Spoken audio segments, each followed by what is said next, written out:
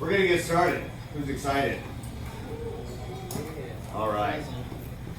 Ladies and gentlemen, tonight we're going to talk about the Italian wines, white wines that we're currently offering here at Plank Seafood Provisions. But before we get into that, for those that haven't joined us before, the way this works, got a nice little sheet to follow along with. We'll taste and go. I'll ask you questions all throughout, about what you're tasting. If you can confirm what you're tasting, I'll tell you a little history of the domain or the producer. We'll start like David will pour himself an ounce or ounce and a half, and then you pass the bottle all the way around. Because otherwise, me walking around and pouring, I'll get out of frame for the rest of the team. So I like to post these on a YouTube channel where everyone gets an opportunity to go ahead and watch. Cool? Oh, that's awesome. So we're going to start off with the demonstration down on your sheet, how to read a wine label. Every country has their own set of laws, okay? And every appellation has laws within those laws. So, for example, you may look at something like this Moro Molino, where it would say Longueuil Chardonnay. Okay, what does the Longueuil mean? That's just an area of growth, okay? So, as opposed to the Fez Parker Chardonnay from Santa Barbara County, that has a totally different set of laws as to what's actually in the bottle, even though it says the same grape varietal, than what is in the bottle. Good example.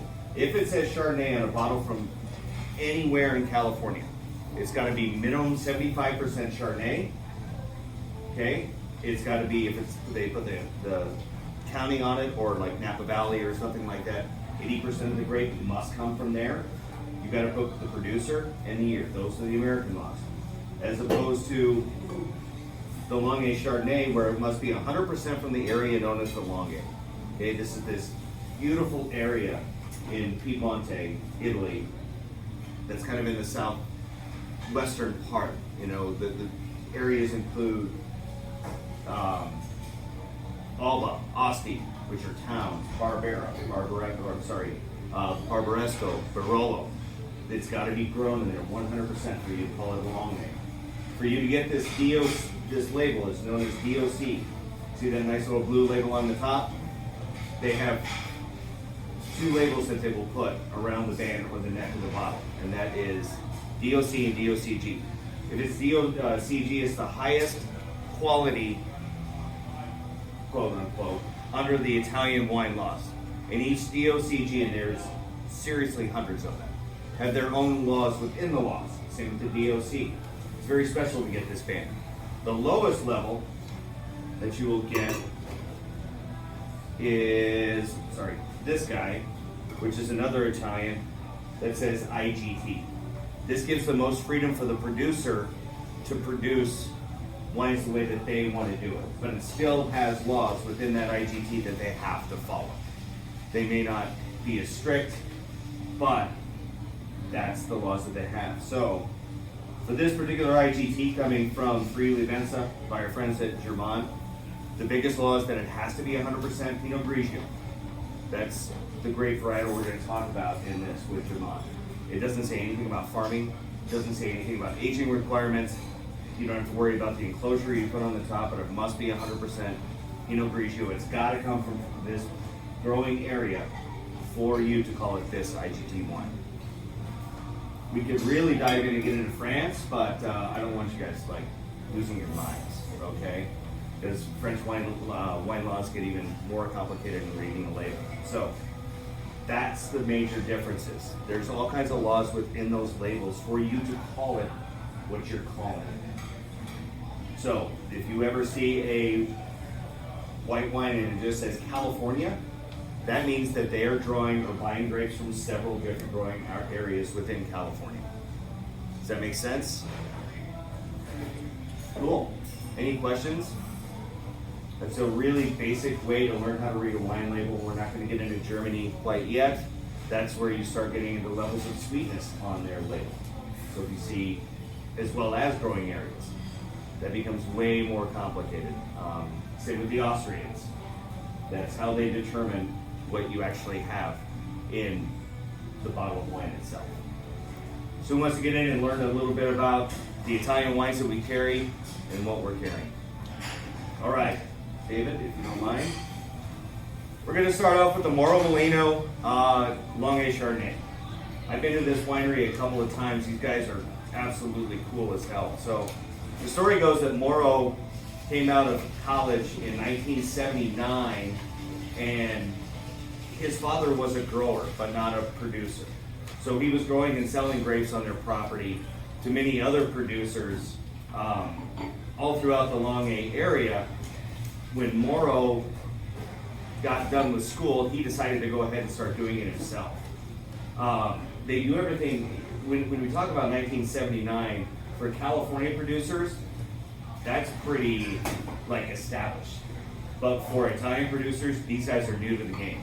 So what they're producing is a more modern style of wine completely that you find most producers in the Longuet region that have been producing wine for many, many generations. They're only on the second. Their son Matteo has recently taken over production at Mauro Molino. They have this really cool spot in a beautiful community known as La Mora. La Mora is super high elevation fruit. So in this Chardonnay, you'll get the classic characteristics. Okay, you'll get the yellow fruit, you get the star fruit, you're gonna get that tropicality. However, because of the elevation, you're definitely gonna get a lot more acidity. A ton more acidity.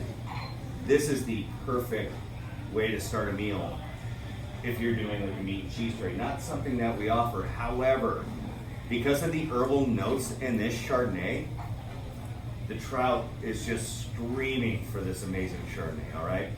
100% stainless steel fermented. However, they do a secondary fermentation in concrete and in oak. Now, what makes that important to note? Oak Chardonnays tend to get these huge buttered characteristics, right? Almost tastes like buttered popcorn at times. And you also pick up more of those tropical fruit notes, like pineapple, like mango, like star fruit, when you have 100% oak Chardonnay. But because this is a combination of how they age the Chardonnay, you will just get those tinges of butter. You'll get those tinges of mango and tropicality. Lindsay, confirm or deny? I didn't get a ton of that. I mean, you definitely don't get the butteriness of an oak Chardonnay. Definitely a little bit different. Like right away, I got banana before I Nice. remixed it. But then after that, it was apple for the most part. Cool. What about the acid level? Ella? Your mouth's not watering?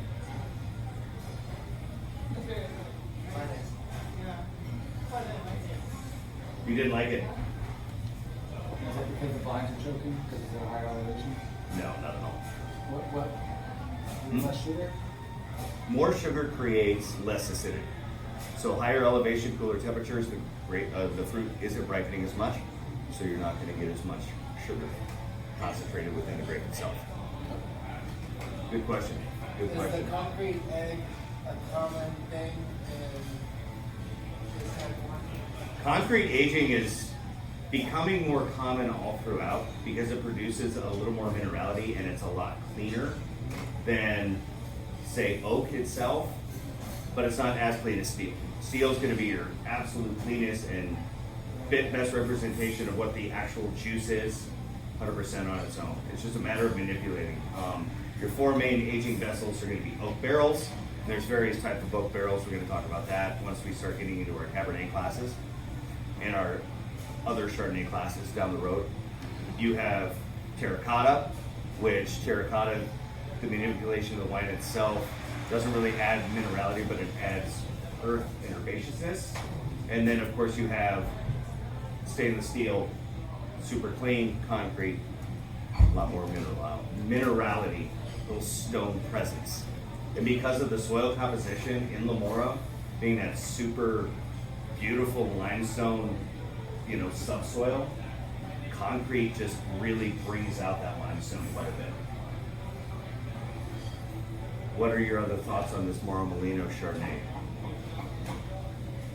Whitney Parrott.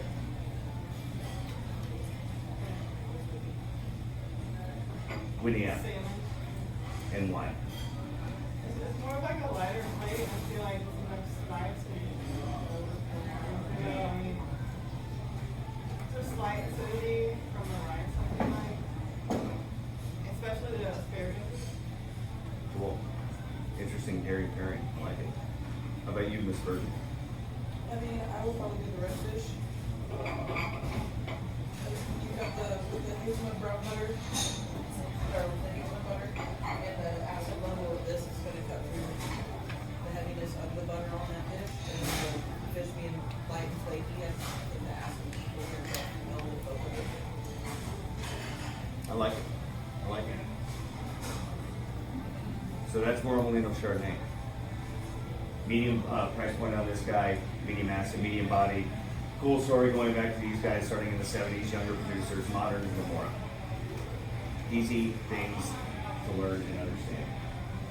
While you guys are finishing that, we're going to go next to Germont, Pinot Grigio. Pinot Grigio is one of those grapes that I think gets a bad reputation. It can be one of the most complex and amazing grapes in the world if it comes from Alsace, where it's originally from, or it can be a lot of overproduced, overripened fruit that you get sometimes out of California and lots of parts of northern Italy.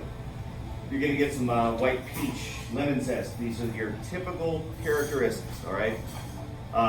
Green apple, cantaloupe, and a little almond. Some producer notes while you all pour. Germán. Silvio Germán is one of my favorite producers out there. The guy is just wicked cool, all right? He took over for his father, so they're on their 4th generation, but the property itself has been producing since 1881. In the 1970s, he wanted to revolutionize organic production and create this beautiful farm atmosphere that anybody in the world can come and see this amazing property in Friuli, okay? And just really enjoy what the mountainous region of Friuli has to offer.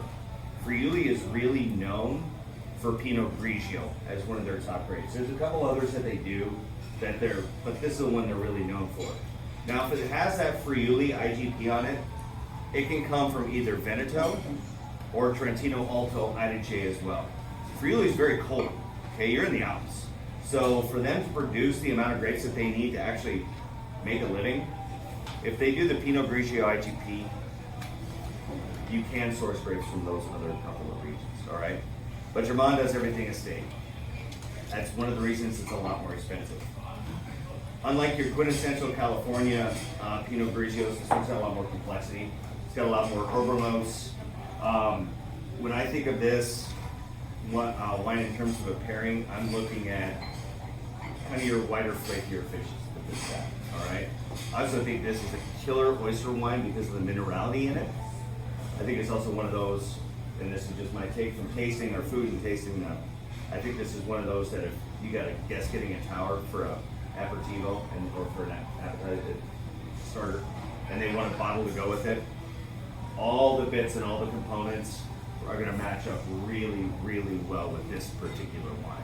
Probably better than any other wine on the list. My take. David, what's your take? As far as pairing or just taste? Pairing, let's start with taste notes. I mean, it's more like there's a heavier body to them. Actually, with Pinot Grigio, just like Pinot Grigio is much lighter as far as flavor wise. It is more bold than the Chardonnay we just tasted. I didn't say buttery. Real buttery for Pinot Grigio on the buttery side. I like it. I'm going to go to Scott next. What are you getting out of this one? What sensations are you tasting, smelling?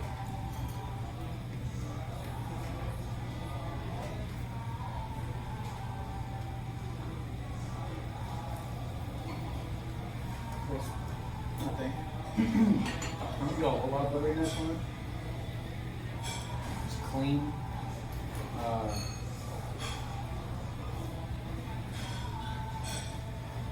Lighter fruit there, light green apple, maybe a little citrus.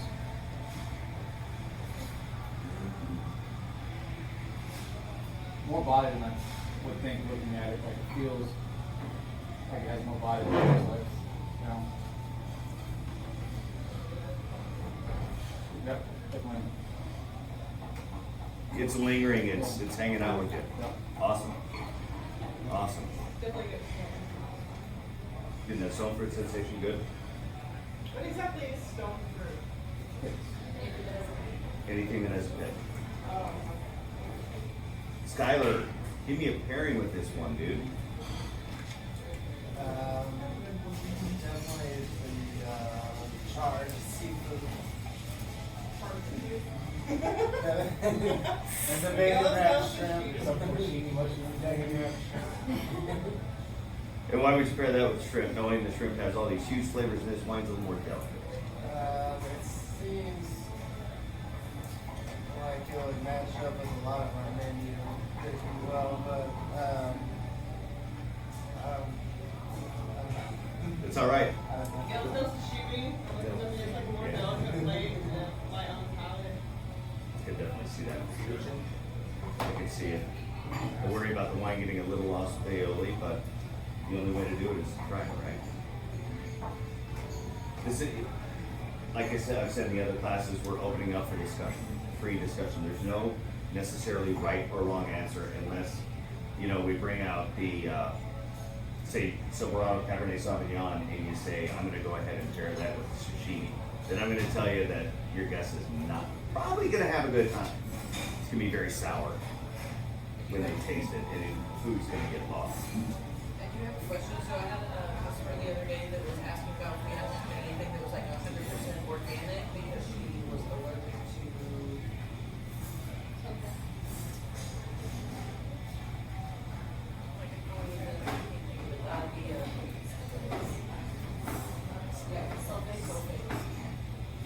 Almost all wine has sulfites. That she was asking for the lowest. Most of our wines are organically produced. Sulfites are a byproduct in the cell. So when a guest asks that, there's almost, with the exception of one or two being the Belstar Prosecco, even though it's organically produced, that's huge. I mean, and then the CK Mandatis, which they're lean organic, they're getting there. Sulfites is part of the production, and it's difficult for us to get 100% organic. They don't last very long, they don't taste great, but our wines are all sustainable and organically produced. But sulfites do happen. Many producers, a great way to put it, Gaia Bucarelli, a good friend of mine, she said, I only put poop in my vineyard, but for my wine to actually age and mature the way I want, sulfites are just something we have to do. Let's not get into that. That's a long discussion. So it's a chemical compound that's only used in wine production. Like sulfates, Yeah. Right. same thing. Similar but different. We're gonna skip over the Inama Vin Suave just because we didn't have it, so I'm gonna throw a curveball. Okay. Our final wine tonight is one that we brought in to sell by hand. This producer is from Corsica. So even though it's not Italian, it does have roots in the region. This is a grape known as Vermentino. Okay? Vermentino is one of the main grapes of Tuscany, of Sardinia, and a little bit of Corsica. What is Corsica famous for? Yeah. Napoleon's final resting place, the Isle of Corsica. It's a nice little Corsican wine. Vermentino's, depending on what part of the Mediterranean side you're in, it's going to have different flavor notes and characteristics, okay? When you're talking about Corsican, being that it's completely an island, you're going to get those salinity notes. You're going to get those early morning fogs. The wine tends to have less body, more clarity. it tends to have this more unique sensation. You've tasted this one, Gabriella. Yeah, haven't you? This is the new one? No, Yeah, it's the hand cell.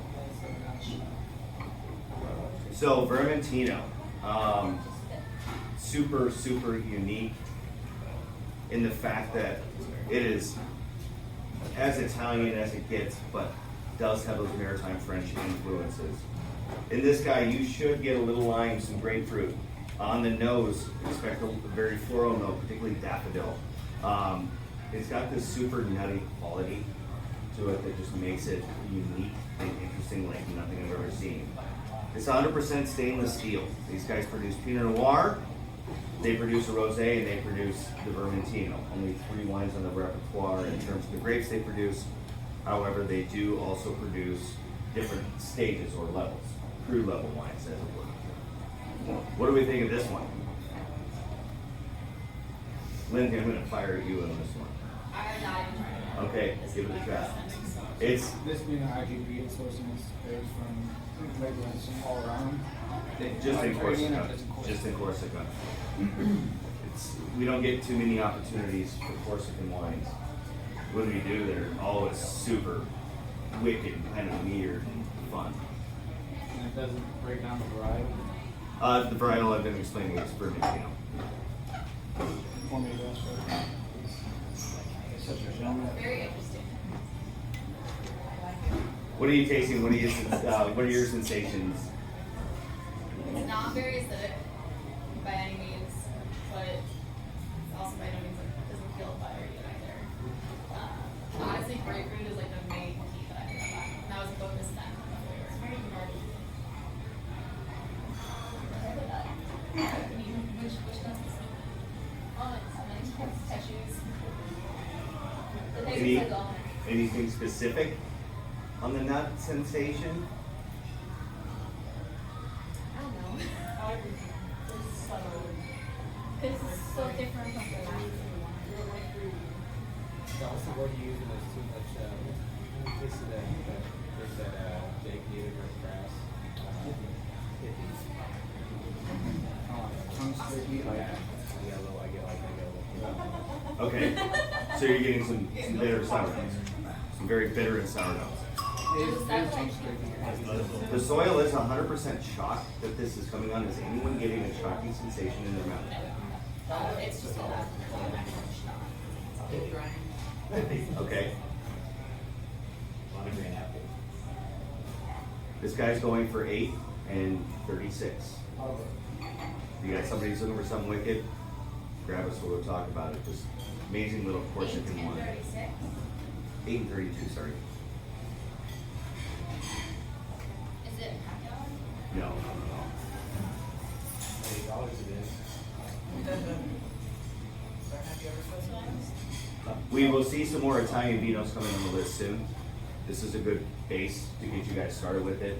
Italy's the most complex and difficult to understand because of all the laws and regulations, soil types. There's 4,000 soil types all throughout Italy. Also, the So the glacial movement, oh, way more. France has more intricate laws, Italy has more complication.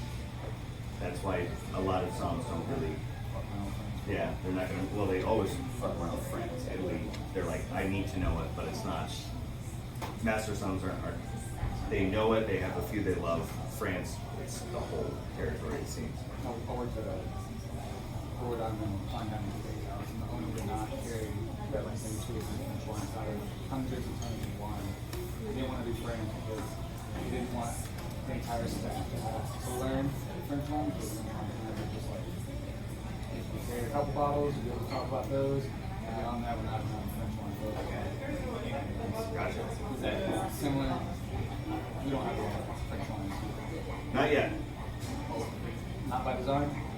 not yet. We'll have a few more. Does anybody have any questions? Does anyone have a favorite? Awesome. That was my favorite. Now I want to try. Do you have another packet by any chance? I can print one, yes. I can make a I copy for you. missed everything.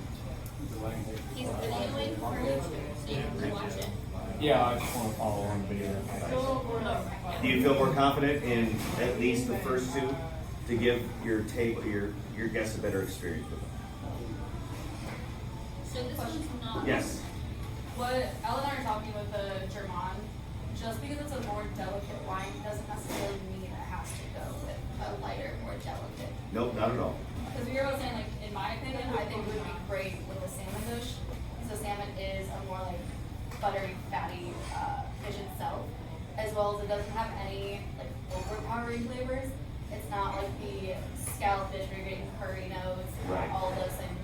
But it also is getting that like pan fry with the rice in the butter itself. So you're getting all of those like, rich flavors, and I feel like having a wine like that is going to cut that really well. I love it. That's a great assessment. Great assessment of the acidity. What is one You of? said you'll just- All right. Any other questions? Thanks for taking the time to come out. Same bad time, same bad station next week. We will. I'm sorry? Don't know yet. I'll let you know as soon as